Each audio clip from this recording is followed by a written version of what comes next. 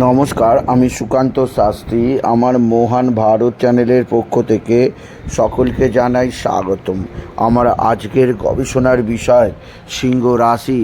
15ই মে বুধবার বিকাল 5:10 চন্দ্র প্রবেশ করবে সিংহ রাশিতে। তৈরি হবে শনি চন্দ্রের অতি ক্ষতিকারক বীজযোগ।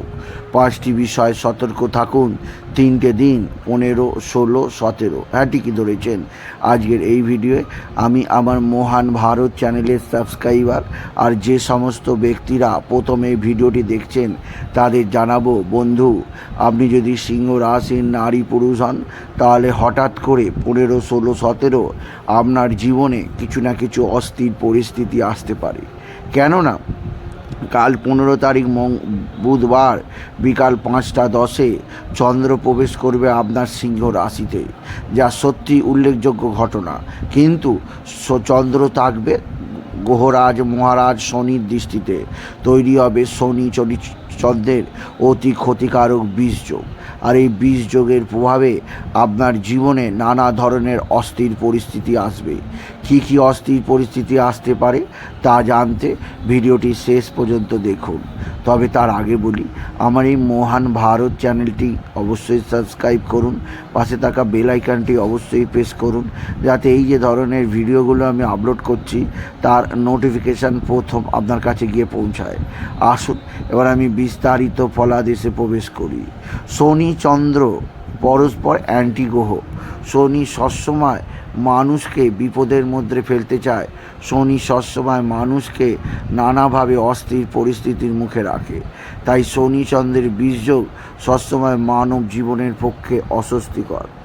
শনি চন্দ্রের বীজযোগ মানব জীবনে নানা অস্থির পরিস্থিতি নিয়ে আসে। শনি চন্দ্রের বীজযোগ মানুষকে নানা দুর্বিষহ জ্বালা যন্ত্রণা দেয়। কারণ শনি একদিক দিয়ে হচ্ছে অশুভ কারক, আবার চন্দ্র হচ্ছে মনের কারক। অশুভ শনি যদি চন্দ্রের ওপর প্রভাব দেয় তাহলে চন্দ্র অবশ্যই অস্থির হয়ে উঠবে। আর এমনই ঘটনা ঘটতে চলেছে সিংহ রাশির জীবনে কাল, পরশু আর তারপরের দিন, অর্থাৎ বুধ, বৃহস্পতি, শুক্র। তাই এই 3টে দিন সিংহ রাশিকে বিশেষ সতর্ক, বিশেষ সাবধানে থাকতে হবে। কোন কোন দিক দিয়ে সাবধানে থাকতে হবে আসুন জেনে নিই। প্রথমেই যেটি সাবধানে থাকতে হবে, চন্দ্র মানে মা। শনি যেহেতু চন্দ্রের ওপর দৃষ্টি দিচ্ছে, তাই মা বা মাতৃস্থানীয়দের সঙ্গে আপনার মতবিরোধ দেখা দিতে পারে। এদের সঙ্গে আপনার ঝুট ঝামেলা অশান্তি হতে পারে। এরা আপনার নানাভাবে ক্ষতি করতে পারে। সেদিক দিয়ে আপনি অবশ্যই বিশেষভাবে সতর্ক থাকুন, বিশেষভাবে নিজেকে সেফ রাখুন। মায়ের সঙ্গে এমন ব্যবহার করবেন না যাতে মা দুঃখ পান। এছাড়াও মায়ের শরীর স্বাস্থ্য সম্পর্কে বিশেষ নজর দিন। আপনার মায়ের শরীর ভালো থাকবে না, মাকে নিয়ে আপনাকে ডাক্তারখানা, নার্সিংহোমে ছোটাছুটি করতেই হবে। আপনাকে মায়ের জন্য নানা ধরনের চিন্তা রাখতেই হবে। কারণ শনি চন্দ্রের বীজযোগের প্রভাব 3 দিন চলবে। বিশেষ করে যে সমস্ত ব্যক্তিবর্গ সিংহ রাশি যাদের মায়েদের বিভিন্নভাবে সুগার, প্রেশার, থাইরয়েড বা যাদের মায়েদের নানা ধরনের শারীরিক কষ্ট আছে, তাদের বলবো খুব সাবধান। মায়ের শরীরের ব্যাপারে বিশেষ যত্ন নিন এই 3টে দিন। দ্বিতীয় যে দিক দিয়ে আপনাকে সাবধানে থাকতে হবে তা হচ্ছে আপনার নিজের মনই যদি আপনার ঠিকঠাক না থাকে তাহলে আপনি উন্নতি করবেন কি করে? মনের চঞ্চলতাকে আপনাকে বাঁধতে হবে। শনি চন্দ্রের বীজযোগের প্রভাবে আপনার মন চঞ্চলতায় পরিপূর্ণ থাকবে, আপনার মনে ব্যথা আসবে। আপনি বিশেষভাবে নিজেকে কন্ট্রোল রাখার চেষ্টা করুন, নিজেকে সেভ রাখার চেষ্টা করুন। নিজের জীবনের পথে অবশ্যই বাধা কারক হবে, যা তাকে আপনি কন্ট্রোল করুন। আপনি যদি সিংহ রাশি হন, আপনার জীবনযাত্রার ক্ষেত্রে নানাভাবে অসুবিধাজনক পরিস্থিতি আসবে, যা আপনাকে নানাভাবে দুর্বিষহ জ্বালা যন্ত্রণা দিতে পারে। তবুও নিজের মনকে হাসি খুশি রাখার চেষ্টা করুন সিংহ রাশি। তৃতীয় যে দিক দিয়ে সতর্ক থাকতে হবে, আকস্মিক দুর্ঘটনা ঘটতে পারে। শনিচন্দ্রের বিষযোগের প্রভাবে আকস্মিক দুর্ঘটনা অবশ্যম্ভাবী নয়, বহুবার ঘটেছে এমন। শনিচন্দ্রের বিষযোগে আপনি মানসিক অস্থিরতার কারণে, অতিরিক্ত দুশ্চিন্তার কারণে আপনার বিপদ ঘটে যেতেই পারে, সেদিক দিয়ে সতর্ক থাকুন।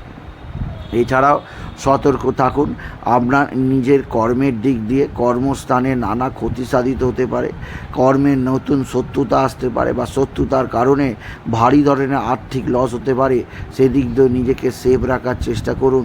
আপনি যদি বিশেষভাবে সিংহ রাশির জাতক জাতিকা হন, সিংহ রাশি কর্মসূত্রে আয়োযোগ, আর্থিক জীবনে উন্নতি যোগ, একাধিক সূত্রে থেকে আপনার জীবনধারা নতুনত্ব পাবে, যা আপনার জীবনে নতুন নতুন ফলাদেশ আসবে। আপনি যদি সিংহ রাশি জাতক জাতিকা হন, সিংহ রাশি আপনার জীবনের ক্ষেত্রে নতুন ধারাবাহিকতা আসবেই আসবে।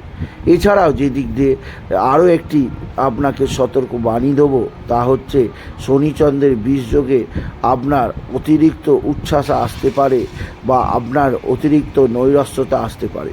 দুটোকেই দমন করার চেষ্টা করুন সিংহ রাশি।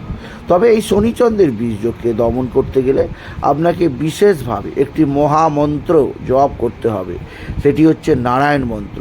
ওম নমো ভগবতে বাসুদেবায় নমঃ, ওম নমো ভগবতে বাসুদেবায় নমঃ, ওম নমো ভগবতে বাসুদেবায় নমঃ। এই মন্ত্র জপ করুন। এই নারায়ণ মন্ত্র জপে শনিচন্দ্রের বিষযোগের প্রভাব অনেকখানি কমবে। এছাড়া আপনি হনুমান চল্লিশা, শনি চল্লিশা, শিব চল্লিশা, গণেশ চল্লিশা, নারায়ণ চল্লিশা জপ করতে পারেন।